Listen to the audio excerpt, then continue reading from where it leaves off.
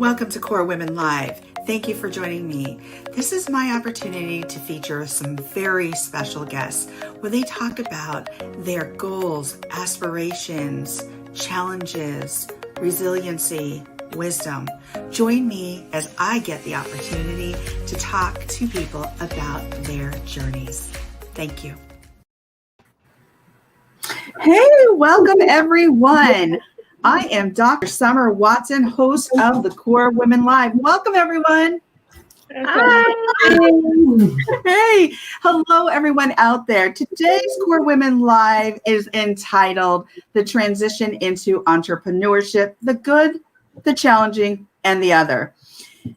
Today, the panels are Jen Fontanilla, Dr. Margaret Barrow, Neha Sampat, Chiara Covone, and me, Dr. Summer Watson. Some of the questions that we're going to cover today are what it means to each of these women to be an entrepreneur, some of the challenges and rewards they have experienced as entrepreneurs, how each had a passion and developed this into a business, what would make the transition from traditional job to entrepreneurship a smoother process, and the rewards of being an entrepreneur. Now, for those of you watching out there, make sure to make your comments, ask your questions. We're happy to answer them. This will be about an hour. We certainly have a lot to talk about, but before we jump right into this, I want to make sure that I take a moment to introduce each of the panels of speakers. So I'm going to start with Jen Fontanilla. She is over here. I always get this confused. Over here. Hey, Jen. Jen is a speaker, author, graphic designer, international lifestyle writer, and certified money coach who has worked with organizations such as the Walt Disney Company, Sony Studios, Warner Brothers, Target, Goodwill, and the U.S. Air Force, and is the co-host of the Life, Love, and Money Show with Summer and Jen. You can find Jen on Facebook, Instagram, and at jenmoneycoach.com. Now, to my right, or to my left or right, there's Dr. Margaret Barrow. Hi, Dr. Margaret Barrow. Hi, how are you? Good. Dr. Margaret Barrow is the founder and CEO of It's NOLA, which is a Black women-owned vegan snack company in Brooklyn, New York. Margaret is also a tenured associate professor at Barrow of Manhattan Community College, a published author, keynote speaker, and a graduate of Columbia University. You can find Margaret at www.itsnola.com and on Instagram, Facebook, and LinkedIn at It's NOLA Snacks.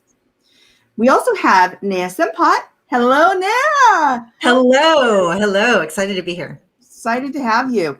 She is the CEO and founder of Gen Lead Belong Lab, where she focuses on building, belonging, and in true inclusion.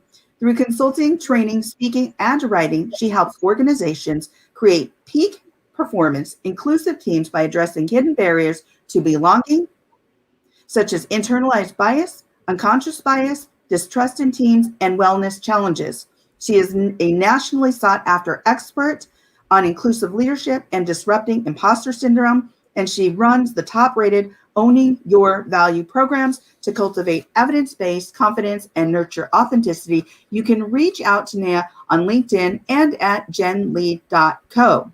We also have with us Chiara Covone. I love saying her name. Hello, Chiara. Hi, everyone. Hello, and she's coming from all the way from Sweden today and is an executive coach, has a 20-year history of working in the corporate arena in the areas of marketing, innovation, and business development, and has made it her mission to help individuals live life on their terms and help them in their journey of recognizing how powerful they are. She is originally from Italy and lives with her husband, twins, and her dog outside of Stockholm. Chiara can be reached at chiaracovone.com. And of course, all of you know me. I am an unlimited potential coach, doctor of psychology, podcaster, author, international lifestyle writer, owner of the Core Women Company, and executive producer of the Life, Love, and Money Show with Summer and Jen. And of course, you can reach me on LinkedIn. And you can also reach me on Instagram at Core Women and the Life, Love, and Money Show. All right, folks, you ready to jump into this? Yes. Awesome. Thank you. Okay, so let's start with this first question. The first question is, what it means to each of you to be an entrepreneur. And who wants to jump right in? I see you're all excited. I can start. Okay. Yes. So entrepreneurship for me has been something that has been with me in my thoughts since really early on in my career. I remember in the early 20s thinking, writing business plans and business case studies for with friends, in a garage. Um, and it's really about this embracing fear as a status quo and really going beyond your own limits. I think entrepreneurship really forces you to really face who you really are and go to the bottom of your essence, which is a beautiful, it's scary journey as well, but really beautiful. And accept that we're not perfect, and that we gotta be failing and falling and getting up and roll up our sleeves and understand what works and what doesn't work. And really that closeness to our customers, as opposed to a role within a corporate where you have much more distance to your customers, it's really rewarding and yes, very liberating, but scary as well. Yes, absolutely. Yeah. Chiara, I just love what you said and how you said it. I mean, I had a different journey. I came to entrepreneurship very reluctantly. Like, I was that person who never, ever, ever, not for a split second, thought I would ever run my own business. Ever, ever, ever, ever. And I came at it, I came to it because I really, at the point I was at my career, I was very specific about what I wanted in the next step in my career, and couldn't really find that out there in the market. And realized, again, very reluctantly, that holy crap, the only way I'm going to get what I really want, like, how badly do I want this? And the only way I'm going to get it is if I create this role for myself and I create this company. But honestly, that really encapsulates for me what entrepreneurship means, which is surprise. Surprise, Neha, you're an entrepreneur. And I think that element of surprise has really been what entrepreneurship has consistently come to mean. Me surprising myself and realizing, holy crap, I was totally meant to do this. Like, I am an entrepreneur at heart. I am entrepreneurial. It's meant being surprised by the market. It's meant surprising the market, giving the market what it didn't even know it needed. It has meant,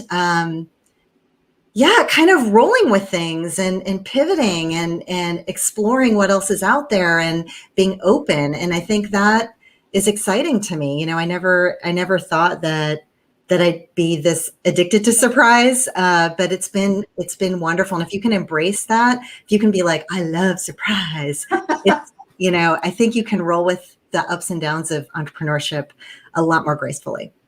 Yeah. Mm-hmm. I love what you said there, Neha, about being addicted to surprise, because really every day is a surprise as an entrepreneur.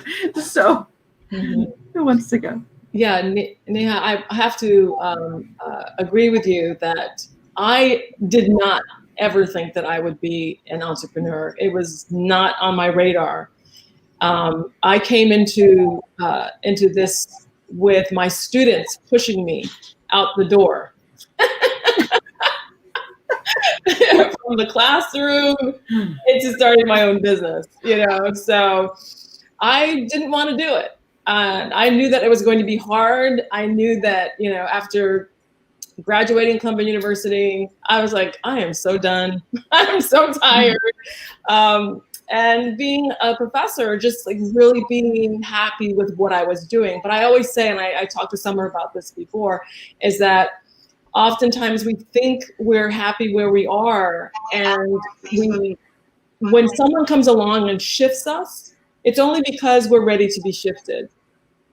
And so that's what happened. I think those students understood that as happy as I was and am teaching, I am a teacher at heart.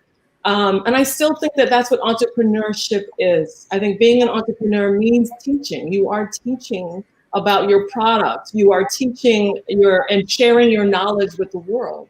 And to me, it feels like I'm just embracing another part of who I'm supposed to be in the world. Well, I love that, Dr. Barrow. I love that you actually listened to those students when they were pushing you to go to like really explore entrepreneurship. That's so amazing that you heard what they had to say and you were like, hey, maybe I need to take a step back here and actually like do something about this. Maybe I need to jump into this. Was it a little bit scary though? What do you mean? A little bit. Every single day is frightening. every single day. There are times when I look at those students, I'm like, what did you do to me? What? My life was just so smooth and coasting along. And now it's like bumpy. There's a lot of bumps in the road, But it also challenges me to really, I think, meet a part of myself that I really didn't know and understand. Like being an entrepreneur is so much harder than it was getting a doctoral degree. It, as you know, it is. Oh. It's really hard, And also being an entrepreneur, you come across a lot of criticism. And that, I don't find a lot of people talking about that as much. And I think that what's prepared me for this, the criticism is teaching. You work with students, and then also you as a writer, you have that transition, right? You're going to have people who are critiquing your work all the time. And then 100 years ago, I modeled. So I was like, hey, no's okay. No's okay. Now we move on to the next person. So absolutely. It's challenging every single day, but there's so many amazing awards that come with that. Oh, absolutely. Jen? Yeah, for me, it's this feeling of, gosh, if I don't do this, am I going to get to the end of my life and look back and regret it? And so that is something that I know I couldn't live with.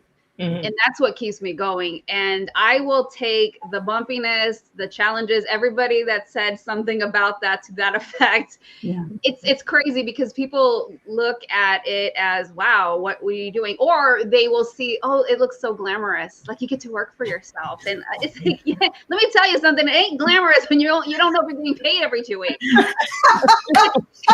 So, there's that side of things that people don't see, but there's this feeling of like, this is so rewarding. And you do get comfortable with the uncomfort and the bumpiness, and it's fun. Like, I mean, I'm not one to like, crazy roller coasters, but I think over the years, you just build up this tough skin, this resistance. You just accept it and embrace it at some point. Realize, oh, this is how it is. It's not always going to go smoothly. Not everybody's going to like what I say.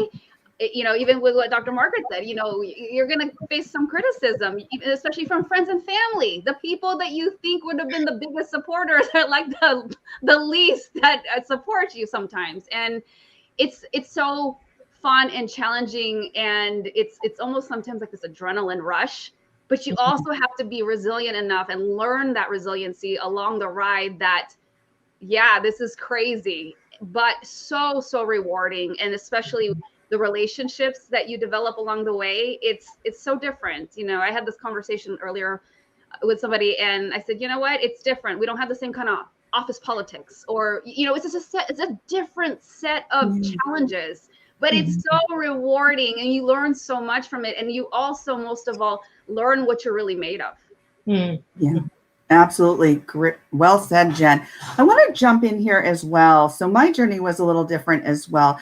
So I never thought I would be an entrepreneur either, not because I didn't think I could do it, because I grew up around entrepreneurs, but more along the lines of I just thought more traditionally about going to college, doing this, doing that, and then getting that job with the corner window and being that doctor and treating people and helping people and supporting people. And I think as entrepreneurs, we do, but in a different way, each of us in our own way. And I got married to somebody who was in the military. So I moved for 21 plus years. And when you're moving for 21 plus years from state to state and even out of the country, you jump from job to job to job to job. And then there are times when you don't have a job because you're in these little areas or pockets where there's not a lot of opportunity.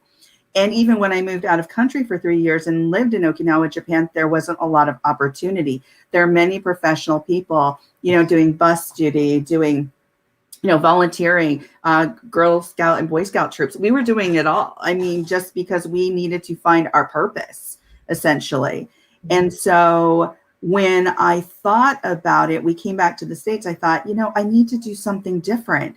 And what is that? What do I really want to do? And I had to do some of that internal evaluation and think, Do I want to keep jumping from job to job? Do I want to, how can I take my skills, wisdom, and all of that and apply it to something that I can create? And when I started doing that, I got really excited. And I was like, ooh, I don't really know the steps yet, but I am a researcher. I am somebody who likes to strategize. I'm going to try this. And sure enough, I tried it and it hooked me. So here I am today as an entrepreneur, but also as a producer. I love talking to people. As you all know, I love talking to you and finding out your stories and about you. So can I just say something, Summer, that I'm just reflecting on what you said? Yes. I love how you saw your skill set and passions as transferable in that way. And I think that's what often keeps people from really seriously considering entrepreneurship, because they have this vision in their head about what it means to be an entrepreneur and what skills it requires. And I actually think the way you went about it is really inspiring. It's like, what are my skills and how can I leverage those?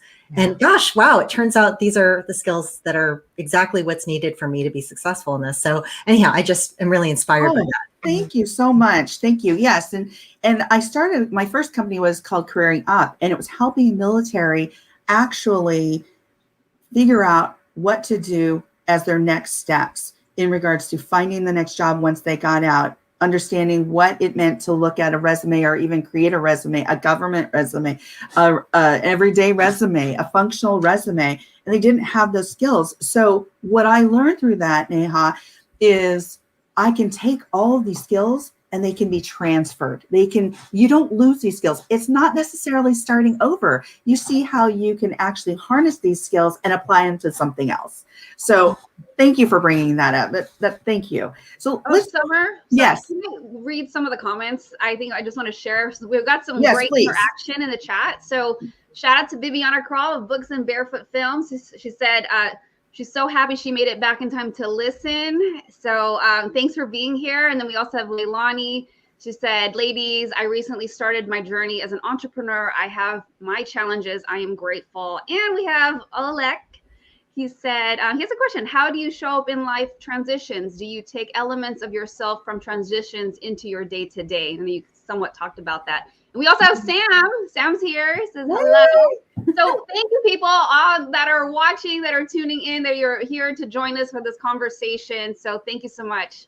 Thank you so much. And many of these people out here, I know, and they are entrepreneurs. So they're here listening, joining in. Thank you so much. We really appreciate it. So the next question I have is some of the challenges and rewards that you have experienced as entrepreneurs. Well, let's get into the challenges, because I think somebody mentioned, maybe Dr. Barrow, about the criticism. Was it you, Dr. Barrow? Yeah. So some of the challenges, who wants to jump in here? I'll jump in. I think some of the challenges that I faced initially was really just having a lack of knowledge, about the food industry. I mean, it's so different from rhetoric. Yes. Do you know what I mean? It's like, there's so much going on. And the challenge was really trying to figure out where to get information, because, we live at a time where there's so much information out there. And so trying to really navigate all of this information, all the licenses, all the training, I think that has been the most, and still today, it is still for me the most challenging, because there's so much going on with food today. There's so many changes that are happening with labeling, and, so it's just a constant struggle to figure it out. And then all of the software, that this whole industry is amazing. I love it because it's changing all the time, but at the same time, it's frustrating because it's changing all the time, but one of the things, the challenges I had initially was thinking as an entrepreneur that I was feeling alone. That was one of my greatest challenges, is feeling so alone in this endeavor. And then the pandemic happened. It just, for some reason, I felt like my eyes were suddenly open, and I saw all these entrepreneurs who were interested in networking, like real networking, I mean, I'm talking about caring for each other, not what can I get from you, because that's what I was feeling. And it was very lonely when all people want is something from you, you know, and if they don't get it, you never hear from them again. That was hard. That's been very, very challenging for me. I'm a relationship builder. Yeah. And so this is going forward. This is what I'm doing. You know, you ladies are in my life. We're part of each other's journey. I hope that this is not the first and last time that we'll speak to each other or hear from each other, because I am about creating relationships. And I think that's our power. That's our power as entrepreneurs, is the relationships that we build with each other entrepreneurs, and with our customers and clients. Oh, absolutely. Well said. Great words of wisdom. Absolutely. And, you know, sometimes I refrain from using the word network because I really like the word relationships. And it really is about building relationships. And when you know that, because a lot of times, I think, Dr. Barrow, and I'm sure most of you have experienced this as well. When you first start your business and you're so excited and you're throwing it out there to your like family members and your friends, and they're like, oh, and all of a sudden you see them kind of scatter to the wind, and you're like, wait, where did you go? Where did you? I'm right here. Help me. But then when you start meeting other entrepreneurs who kind of understand the space that you're in, who understand kind of the ups and downs of entrepreneurship, what you're going through. It's like, wow, okay, now you're starting to build that family. Now you're starting to build that milieu of support, so to speak. And you're exchanging ideas, you're building from one another. And it's so rewarding. And yes, starting out, like you said, Dr. Barrow, it can be or feel so lonely. Yeah, I agree with Dr. Barrow. Now, I was looking for solitude. That was part of what drew me to entrepreneurship. I was looking to create a little space to be able to hear that voice within myself. That was kind of part of where I was in my personal journey, kind of quieting the voices around me and really figuring out who's the authentic Neha? What does the authentic Neha really think? So there was some benefit to that, but there was a real loss with regard to even just simply having coworkers that are part of the same team and like celebration or you know, I was so desperate to have people like cheer when I landed a gig, you know, it was, and so I had to build that network with other entrepreneurs like all of you. And it took some time. And I think that's something we don't normally think about a lot when we think about entrepreneurship. And some of the other challenges that I really had to kind of work through were, I think, connected a little bit to the fear element that Chiara was mentioning earlier. For me, it was navigating, we've been talking about the up and downs, navigating the slow times and not letting the slow times tell me that this was over, you know, like it's a roller coaster. And we just went through a pandemic. We're still in a pandemic. Yeah. I will tell you, my last year's revenue was awful. I mean, it was right about when my company was like taking off, and all of a sudden it was like, yeah. And thankfully I was 5 years into the business, and I just knew that, you know, this doesn't mean that it's going to be like this next year. And this year has been my most successful year yet. So how do you sit tight and believe and keep at it in the slower moments, and not let those slower moments, not let those no's, you know, be a big fat giant no on where you want to go in your career. And the last big challenge for me, well, there's so many, but the last one I want to mention here is, for me, really being ahead of the market. So the work I really wanted to do,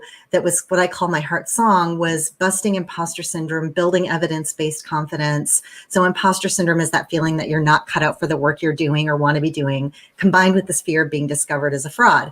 And now we hear a lot more about it. It's become a lot more of a hot topic. But 6 years ago, I would be knocking on doors being like, let me help you, company X, Y, or Z, bust your imposter syndrome. And company X, Y, and Z would be like, we don't have any imposters here, and slam the door in my face, right? Because there just wasn't fluency around this. So I really had to decide, am I going to just let this go because the market's not there? Or am I going to help build the market? Am I going to spark something in the market? And thankfully, I took that second route because, you know, it is a hotter topic now. But I think when we have ideas, which are often what lead us into entrepreneurship, these ideas are fresh ideas.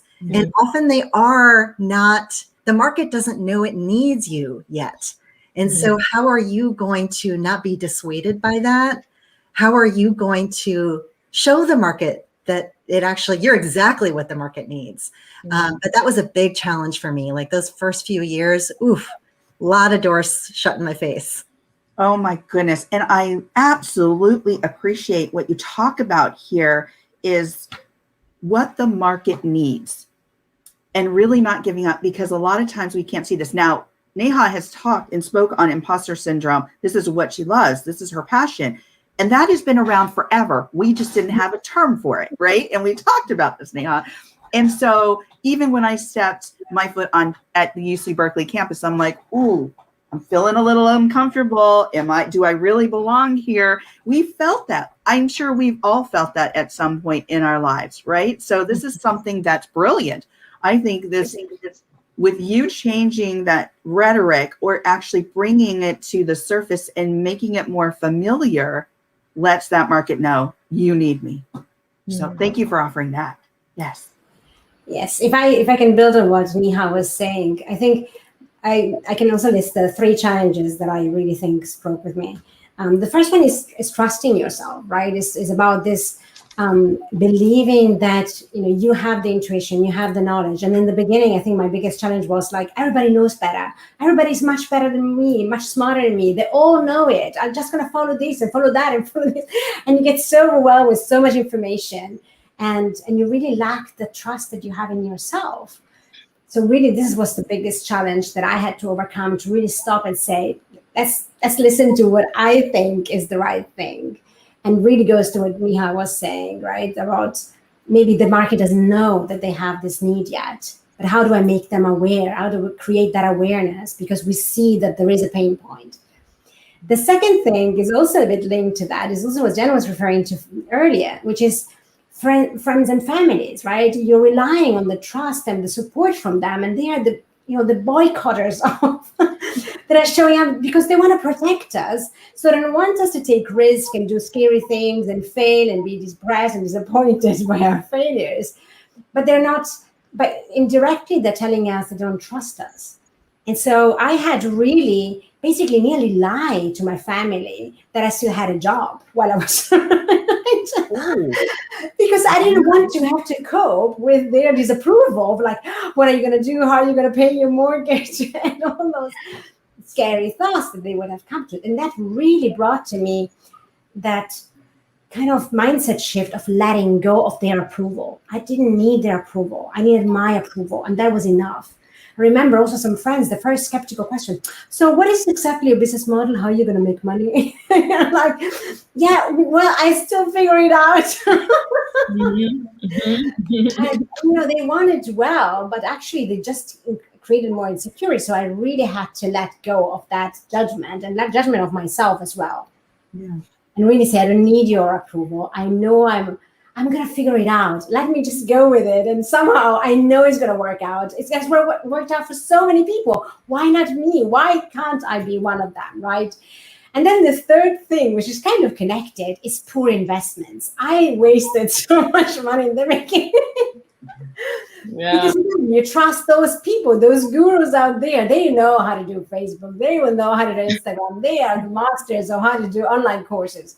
And so I spent so much money because I didn't trust myself. I thought, 20 years of corporate world, I don't know online marketing, so I gotta go and learn it from some newbies, right? To spend a lot of thousands of dollars. And that's part of it. You just go with it, and that's kind of part of the journey. But I think the challenge in the beginning to really digest it and not being ashamed of it, but really just embracing it as part of the journey, I think is really important. I love that. Not feeling ashamed. That is huge, because this is a new endeavor for many of us. And we are strategizers. We've been in business. We've been executive. We've been there, right? And now we're taking this new journey, and it's like, oh my goodness, I know what I'm doing. I can take these skills and apply them, but how's this going to work for me? And you're absolutely right on, Chiara, about family or friends saying, well, what's your strategic plan? What's your, you could be making a lot more money doing A, B, or C. What are you doing? And it's like, what you said about knowing yourself, and also Neha, taking that time to do some self-discovery, some introspection, and really just kind of shoving out the exterior noise and going, I've got this. I've got this. Give me time. And guess what? I'm going to break through here. This is going to change, and you're going to see. And this is not to prove anything to you, but it's like, it just feels good when you're there and you have that aha moment, like, I've got this. I've got this. And it comes from also, I believe, and I'll mention what I always say, your core values. So once you go back to your core values and who you are and your why, it makes all the difference. Jen.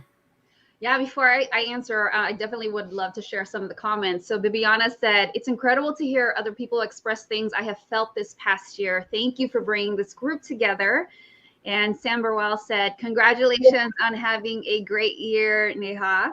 And we had a lot of just, everybody is just loving this talk. So just, we're so happy that you're here. And to speak to what Neha said, also Sam mentioned, help build the market.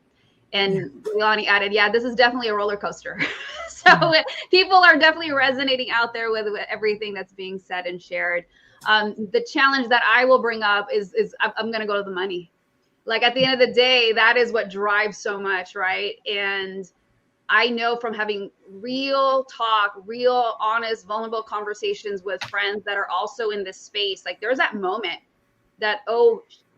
where you're just like, I don't know what I'm going to do. I don't know how I'm going to pay for this. I'm enrolled in this coaching program. I don't know how I'm going to make those monthly payments. And we've all been there. And even to what Chiara said, oh my gosh, I invested this much. And I've been there many times. And now I'm at the point where I'm like, oh, wait a minute. I have to go to Summer and go like, wait a minute, do I buy this program? And she's like, oh, my voiceover, no, just wait. It's like, I don't have a shopping problem when it comes to clothes. My problem is like, I want another program. And then it's like you collect they call it the shelf help, right? You collect all that. But it's those real moments where you're asking yourself, like, how am I going to do this? Because you don't have that guarantee. And especially when you're new or you shifted the way you want to do things and you restructure, because it's an ever-changing thing. You pay attention to the market, you pay attention to how things are changing. And so we're always having to react to that in a positive way, and how that benefits us is how we want to run our businesses. And there are just those moments where you're just like, I don't even know what I'm doing now. I don't even know. And you start to doubt. And then that negative mindset sets in. And then this is why it's so important to have those strong circles and relationships around you. But we go through that. And I know many times there'd be like, I don't even want to do this anymore. It's like everything you all have said, I have been there 1,000 times and back. And then I start to doubt. I'm like, well, and I start to look at all the other people that are ahead of me. And then, goodness, if that person's like younger than me, and I'm just like, what am I doing wrong? And even with, what was said earlier about there's that technical stuff we have to learn. I have to maintain licenses and whatnot. Then there's that other side of like, okay, how do I keep making sure that my mindset understands how to go through all these changes? Mm-hmm. So I know for me, it's always been the money thing, because we all have felt it emotionally. When things are great, the stress is just different. We manage things so much differently. And then when you don't even know what's going to come in the next month, you're just stressed, and then you don't make good decisions from that space. So it's that financial roller coaster. This is like an amusement park now with all this conversation. So it's just that feeling like, oh my gosh, what's next? And eventually though, we were talking about this, like, just watch me and wait to see what happens. The thing that motivates me is that we are not in a traditional work structure or sense where I'm expecting my 1% to 3%. I don't even think people are giving raises anymore, but that it's very linear, where it's just a line going straight. But in this space, okay, it's not happening yet. But we are on an exponential graph. And then that one time is going to happen, and then it just takes off. It's not the same. We are operating in a completely different structure and space. So that keeps me going, because it's not like I'm waiting for somebody else to dictate this money coming in, waiting for that raise. So that gives me hope, knowing like, I'll give you one quick example. I love watching the director's cut and the behind the scenes and how they produce movies. And I love those stories. Not that I am saying this as financial advice. I am not telling you to go max out your credit cards, but I've seen those directors and producers that said, like, yeah, we maxed out this. We took out all these loans to make this movie. And then it takes off. And you see those moments where they're just struggling. You don't even know. Like, have you ever seen the way Star Wars, the old Star Wars, how it was made? It's a miracle that thing was done. Mm-hmm. And yet, look what has become 40 plus years later. So those kind of stories give me hope, knowing like, we got this. We got this. It's a bumpy road. It's not linear. It's like this, but it's great. It's such a rewarding journey. Oh my goodness. I am so glad that you mentioned all of that, Jen. I need to touch on somebody named Emily Wolf. She owns She Will Films, and she did exactly that. She maxed out her credit cards. She took her whole team of folks to go do a movie and film it. She's a female filmmaker. When she got there, the movie, everything was pulled. The finances were pulled. She had to take her credit cards, max them out, and send everybody home. And she thought when she got back home to Florida, what am I going to do? What am I going to do? And she gave herself a moment to breathe. And sometimes we just need to step back and give ourselves a little grace and understand that, hey, we're going to make it through this. And you can get back up, but how do we get back up? And I think part of that is those relationships we make, is reaching out and saying, hey, folks, I kind of need just to chat with you. How do you get back up? How do you find your way? And she got back up, and now she's on some major networks doing her own productions and her films, and she's doing it. And it's just, you're absolutely right, folks. Everybody on this panel, you're doing it. And I'm so glad we're here together, because this is exactly the relationship building that is so meaningful, so meaningful. So thank you for everything that you said. Let's go on to our next question. So how have each of you had your passion and developed this into a business? Because I know it starts from a passion. It starts from that idea, right? Neha said this, it starts from something and it's meaningful, and it usually goes somewhere. Where did it start? How did it, what was the idea, the aha moment for you? I'm happy to start, since I kind of talked a little bit. I kind of started to answer this. I think for me, I knew what I saw. I knew what I believed could be solutions to what I saw. And what I saw in the market was a real confidence issue, a real issue of internalized bias, where people like me, women of color in specific, but it's not just women of color, but I could relate to it through my own lens in my own life, that in so many ways and in so many different times, I've been told I don't belong, explicitly, implicitly. Other people have gotten the promotion over me when I know that I was more qualified, all these different things. And I saw how those manifested for me in my own self-doubt, all those voices that kept telling me, who do you think you are? Became the voice in my own head saying, who do I think I am? And I, because people resonate, we tend to find people who we can relate to, and we surround ourselves with people we can relate to. I kept meeting a bunch of people who shared a similar journey, and were like, oh, I could never do that. Like, who do I think I am? And I was like, this is ridiculous. Like, it's so much easier to see how someone else is badass, and so much harder to see how we are ourselves badasses. But I could see these other people. I'm like, these women are so badass to think that their own doubt is holding them back. Of course, I understand why they have the doubt, because they, like me, have been on the receiving end of doubts. And so I saw this problem that needed to be fixed, and I knew ways to fix it. So I really, like I said, I went knocking on doors saying, people have this problem. Over 70% of the population struggles with this. I think almost everyone struggles with this problem. Door slammed in my face. So for me, really translating the passion into a business required me to invest on my own time and dime. I'm not saying this is what everyone needs to do. I had a lot of privilege that led me to be able to make that investment, but I pretty much decided year 2 of the business, I am going to try, and trying is going to mean that I have to educate the market on what is this thing called imposter syndrome, how it's a form of internalized bias, how it fits into wellness, how it fits into inclusion, how it fits into leadership development. I have to educate them so they understand they have this problem, and then they can come to me and hire me to help them solve that problem. So for me, it ended up being leveraging my strengths, which I love to write. I'm pretty open about some of my stories. So I wrote some personal essays. And it meant being on social media a lot more. That was a big, big learning curve for me that, I mean, whoa, I learned so much and I'm so grateful for social media, but really putting the words out there on my own time and dime to start to get people thinking and realizing, holy crap, I totally have this problem. I need Neha to help me solve it. So, that's probably the thing I would say is write about, if you like writing, write about your passion. If you like talking, talk about your passion, do the videos, but get out there and say something about what your passion is, and it will resonate. Sometimes the thing you think is the scariest to say because you think you're going to be judged for it is exactly what needs to be said, and is exactly what's going to bring all those people to you who are hungry for what you have to offer.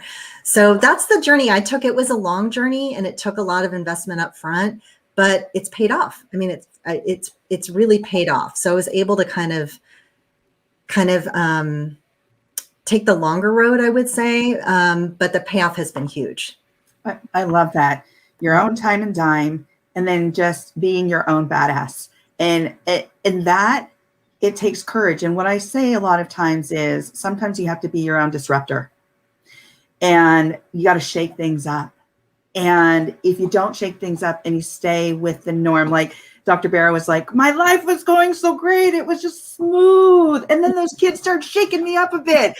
And it's like they were being your disruptor. And then you started becoming your own disruptor. And boy, look where you are now, So look where we are. So who would like to go? So, I mean, my story is quite different. I didn't have this big calling from the beginning. It really took me some time, and I think it got kind of a trial and error. And I guess maybe I wasn't listening to my intuition. I wasn't really listening to myself. So it really had to create that space. So my first thing was like, I'm gonna figure it out. I'm just gonna, somehow I have enough experience and I'm a risk taker, so I don't mind. Let's just go. And I'm really loving the adventure piece of it. And it kind of, like serendipity things happened, and I met somebody else that was a ICF certified coach, and I had really come out of a big confidence loss thanks to a coaching and the coaching practice. And so it started resonating with me. Okay, what is this? And so then I really started digging into. I had a problem. I was a mom of twins, living abroad, without family support, and an executive. And I wanted to succeed and really made it all. There was no compromise for me. I had to be the best executive possible, and I had to be the best mom possible. And I was failing in both worlds. Because you're never enough in both worlds, right? And I was a terrible people pleaser. People pleaser at work, people pleaser with my kids and my husband and my family. It was exhausting, right? And so that's for me was my aha moment, in the sense of, I'm sure I'm not alone in this messy world, and really stopped and thought about, is life, adult life, really what this is about? Is this misery really what we are working so hard and studying and doing all those things? There must be another way. So that is really where I started digging and talking to people. Like, what is corporate world? Why are we so people pleasing? Why are we so miserable? Why do we hate our jobs? Why do we talk about retiring? Retiring for what? I don't want to retire. I love my job. People ask me, when are you going on holiday? I'm like, holiday? From what? I don't need holiday. I love my job. My job is creating wellness and well-being of people, liberating from those imposter syndrome, from those people-pleasing attitude and mindset that just is trapping us. So I don't need, and I think there is a huge opportunity for the corporate world, when work in general, to not be seen as a hustle and as a drama and something you need to, you hate and you look forward to Friday. That's the wrong way of looking at it. This is 100 years ago we might have looked at it. The Industrial Revolution 1.0, that was right, but not in 2021, even with COVID. And I know it has been a hard and a tough year for many, but it's all here. It's all in our mindset. Looking at reality, we always have two stories, and we decide which story we want to tell. We decide our own story. So for me, so I really thought it came one piece of puzzle after the other. It wasn't in the beginning. And I think I want to give this message also to the folk listening. Sometimes we don't know it from scratch. We don't need to have this big purpose in the beginning, like Neha, you had that.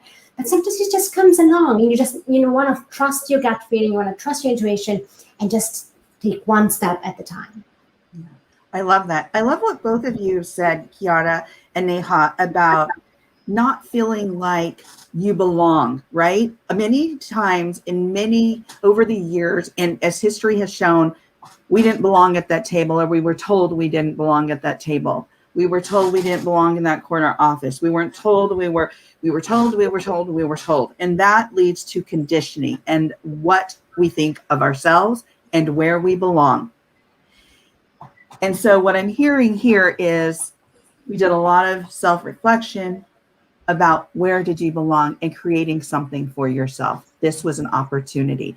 This was giving you new drive, passion, excitement, and you began to create your space. This was your space. And this is what's so exciting, what you just said, Chiara. You get up. You don't want to retire. That's how I feel. I don't want to retire. I'm having a good time. I know days can be tough, and they're not all like rah, rah, rah. But you know what? You keep going because you have this internal light, this flame that's going, yes, but I'm passionate about this. This is my why. All right. I love that. Yeah. What I do need to mention this one question. This one person asked, how many years do you have behind your success? Now, that's a really interesting question. So, but I still want the others who haven't answered the question that I asked to go on. Yes. Yeah. About your passion. I'll go. I mean, for me, it's similar to Chiara. It wasn't like, oh, I definitely want to become a financial advisor. It wasn't like that. I mean, I have a background in design, and what's interesting was my position as that designer led me to go into finance. And what happened was, as I was sitting there, I thought to myself, okay, I'm making a lot of money and I have no idea what I'm supposed to be doing with this. So I was like, I went to college and I didn't learn anything about money. And that's what sparked me to go into the investment world, insurance, and all that technical stuff. And it wasn't until the more recent few years that I realized, like, there's this coaching space and how to use that to share this financial knowledge. And so for me, it was like a gradual, I got in it, but then even the structure within it has changed. Like I was saying earlier, you realize where you need to change things up. And so, going to that question, I'll just answer that, how many years, it's interesting because as an entrepreneur, you're going to go experience ups and downs. You're going to have really great months, really crappy months, really great years, really bad years. So do I look at the totality of it? I do, because all of it is part of the total journey. Every single thing, good or bad, that experience teaches you so much, not even just business lessons, life lessons, personal lessons in every aspect of your life. So I look at the whole thing as part of the experience. And so I look at it like, yes, you know what? I look at this. If you are still standing and you still get up and you keep going, are you a success? Yes. Because you may have a couple of bad years, but how do you know that next year that's coming up could be the biggest year? So am I only going to look at the bad stuff? Like, no, I just look at all of it because every single thing has been a lesson. I love what Summer and I always talk about. She always reminds me, it's not a failure. It's gaining wisdom. And I look at that and it's like, yeah, if you, again, this is all about, as an entrepreneur, reframing your mindset. How are you going to change the lens at the way you look at things? Because you are in a completely different world versus when you had that job, that corporate structure and all those things. I've been there. You think differently. So it's not like and we can even look at it again. I'm going to go to the money. You can look at it like, I must be a failure because I'm not making money. Well, How do you know that you're just, if you just look at it, how do you know that that next couple years is it's about to just blow up? And that's what I always look forward to. Like, yeah, you know, it's okay now. Oh, it's great now. But like, when is that moment going to happen? And if you keep your mindset and your eyes on that, I look at the entire thing as, you know, being a success. But again, you have to define what that means to you. Because everybody, you know, for some people, it's like, well, I hit 6 figures. Well, I mean, I talk to coaches that are like, yeah, I'm ready to hit the 8 million, you know, not 8 million, 8-figure mark. It's everybody is walking their own journey. So that definition of success is going to be unique to you. I love that you say that, Jen. Absolutely. You just put that so perfectly. Dr. Barrow, did we get to you? Did we? No. Okay. I thought, okay. Let me. You were asking a question about passion. You know, yes. how to take your passion and turn it into a business. Yes. Anybody who knows me knows that my passion is food. I love sharing healthy food recipes with anybody who will listen. So, I was listening. I'm listening, Dr. Barrow. I'm listening. I'm listening. So when I became a professor, I actually am one of those professors who feeds her students. So I brought food to class. And I think I learned this from when I was younger, and my foster mother, one of the things that what was to me like one of the most amazing moments of my childhood is sitting at the dinner table and eating food with my family and just having such great conversations and so much laughter. And so I just think that I wanted to carry that forward. And when I started going through menopause, my body started to change, my mood started to change. All those things were not making me very happy. And I also realized that it was related to food. And so I decided that, you know, I began reading all these things about with snacking. Like, did you guys know that Americans snack 4 to 6 times a day? Yeah. Oh my God. I found out and I started counting. I was like, oh crap, I do. I snack 4 to 6 times a day. It's crazy. I really started looking at, okay, what am I eating? I was a vegetarian most of my life. I became a vegan over the last 6 years. And I was like, okay, I really need to start paying attention to what I'm putting into my body. I thought I was treating my body really well. But the more I paid attention to my snacking, I realized that I was not really doing that. All of the things that said healthy were not healthy. So I thought, you know what? I can do better. I can do better by creating my own snacks. And that's how it started, you know, just really trying to figure out, like, how do I love myself more? By giving myself what it needs, by doing it myself, not looking outside and trying to find it, but really to try and do it myself. So creating these snacks really changed how I began to look at defining the last part of my life. Like, this is the second half of my life. And I want to be a healthier human being. And I mean that not just in the food that I eat, because the food affects how I think. It also affects my mood.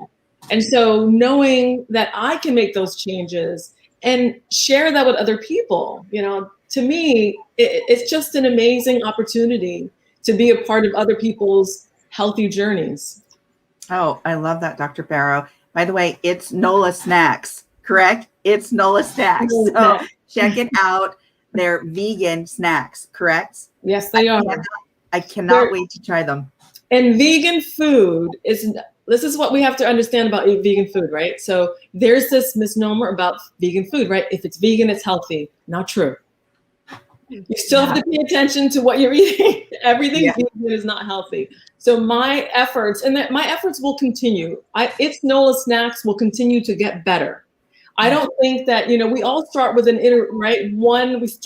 create this, you know, company that we have. And then there are, like, you know, evolutions and iterations of us and our relationship with growing our companies and our products and services.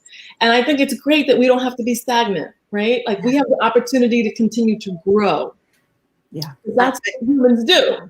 Yeah. I love that. Okay, we're going to get to our next question because we've got about 6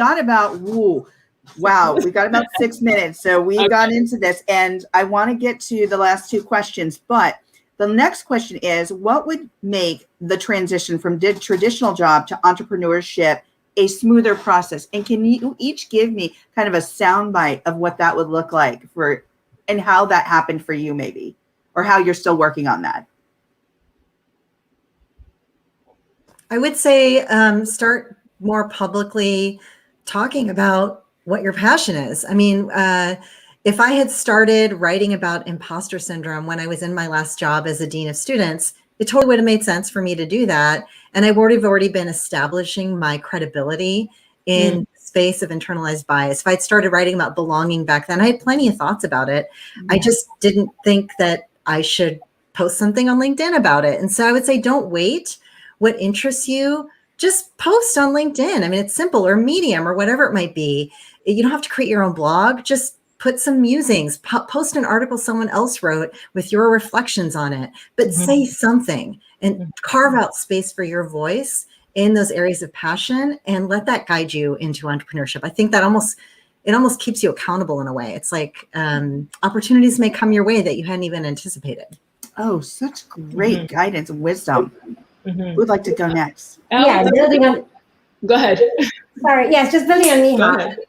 Validating your product. Don't make huge investment on something. Don't build before you know that there is a market. It's really, and large corporations do the same mistake all the time, right? You fall in love with your ideas and you stick to it until before you, as Jen was also saying, you gotta pivot. You gotta be open. You gotta be listening. So as Neha said, write down and see what resonates with people, what people are reacting to, what's interesting. Have conversations with some people, and then decide. So really don't invest huge amount of money up front before you know. I was just going to add. That one of the both of what both of you are saying is so critical, and another part of that is we live at a time where there's so many communities online. You know, being a part of these communities is a place and space for you to really learn about what it is your passion is, to speak to other people about that. And it doesn't cost much, right, in terms of time to do that. It's just a matter of being vulnerable. You have to allow yourself to be vulnerable in order to grow into the space that you want to create. All right. Love this. All these suggestions. Who wants? Jen, do you want to go next? Yeah, I think for me, the biggest thing is read some books about mindset and the reality of what you are potentially entering. And I think also to add to that is, like what Dr. Barrow said, these communities, get involved in conversation with people that are already doing it, that can be honest and open with you and paint the real picture so that you understand what's it going to take financially, what is it going to take you, what kind of mental attitude are you going to need to build up. And, you know, I think about younger people and just anybody. It doesn't really even matter if they're you know, sometimes people go through transition later on in their life, and it's just having that moment to almost have that mentor-mentee relationship and ask questions, because I love it where somebody realizes the value in collapsing timeframes, where they can learn the lessons. You know, if I could do it all over again, and this is a simple question you can walk away with. Find somebody that is doing what you want to do, and just ask them, if you could do it all over again, what would you advise me not to do? Yeah. And if you can figure that out and learn along the way, you will get there so much sooner, because there's all these mistakes we all have made on this journey. And so I know for me personally, I look back and I'm like, gosh, man, I would have done this. I would have went straight into this. I would have done this differently. Those are the kinds of pieces of wisdom that you want to get from other people that can help you get to where you want, and understand the reality of it. Because a lot of times social media paints entrepreneurship as this glamorous, I got my Lamborghini, you know, my hot women and mansions. And it is not that. It's not always that. And again, you have to figure out what your core values are, just like Summer said, and understand what are you aligning yourself with? Like, how does that success look like for you? But really, you know, do the research and really understand what it is that you're potentially diving into, so that you can just, you know, navigate through this a little more smoothly than, you know, you want to almost like mitigate the bumpiness. I mean, it's always going to be there, but that will at least help you understand what to anticipate. Thank you all. And I'm going to add just a couple of things. Some of you have touched on these things, but I would say research the market, understand your market. Understand that there's going to be a process of change. Your process is going to look different than Neha's, than Margaret's, than Chiara's, Jen's, or mine. But maybe there are some things that you can take from our mentorship or what we're offering in regards to our wisdom or expertise that you can apply to your process. So just know that it's going to be a little different. It may look a little different, but know your market, research your market, understand your values. I talk about this all the time. I've written about this in a book. Understand your own core values, because when you do, those core values serve as the foundation for how you approach anything in your life. And if it aligns with those core values, you're more likely to have longevity in what you do, who you're with, all that good stuff. So those are my 2 tips. But before we leave, I want you in a soundbite, in one sentence, to give me one reward that you've experienced as an entrepreneur. One sentence. Who would like to start? I'll go. I found my All right. voice. I found my voice. I mean, that is something that reaches beyond just my work. It's my life. You know, I know who I am. I know what I have to say. I know what I uniquely bring, and I will be forever grateful to the entrepreneur journey for giving that to me. Fabulous. Thank you. Who would like to go next? I'll go. For me, it's been finding fulfillment, meaningful relationships and purpose by the choices that I get to choose to make for myself, not being dictated to me. Oh, fabulous. Chiara, Dr. Barrow? Yes. So for me, it's learning to accept failure as a must in the journey, and not make it mean anything about ourselves. Our worth is not at stake, and that unconditional love for ourselves and for the people we work with is really the biggest learnings that I nurture every day. Thank you. I would end by saying that this entrepreneur journey has really allowed me an opportunity to not just create a legacy of wealth for myself. The purpose of my journey here as an entrepreneur is to mentor others and to make sure that I am a part of creating a space for others to create legacies of wealth, because that wealth is not about just money, right? It's also about what's up here, the mind, how we are all changing and inspiring others, to develop their own legacies of wealth, and also paying it forward. That to me is the most important thing in life, is that this journey that we're on it's not just ours, right? Yeah. It's not just ours. The reason why you're doing what you're doing today, and you have all of us here, is because the importance of impacting on others. Right. Like, that's who we are as human beings. And so I'm grateful for that. Oh, gosh. So wonderful. I love what you all have said. And I'm going to add to this. And I'm going to kind of piggyback on what you just said, Dr. Barrow. There was a conference that I went to, an all-women's conference, and Queen Latifah was the host of this. And Ebony Williams, she's somebody who was on the news. She's an amazing woman. And she said, my mom always said to me, why are you teaching all these other women to take your job? Why are you doing that? And she goes, because Mom, they are going to take my job, but they're going to do it in a different way. And I want to help prepare them. And I want to give them that wisdom. And they're going to take with it, from it what they want, but they're going to have their own process, because eventually somebody else is going to do the job, right? And so eventually somebody else wants to create a new business. And for me, I would say that it is a sense of freedom. It's a freedom in giving back and supporting community, just like we're doing here.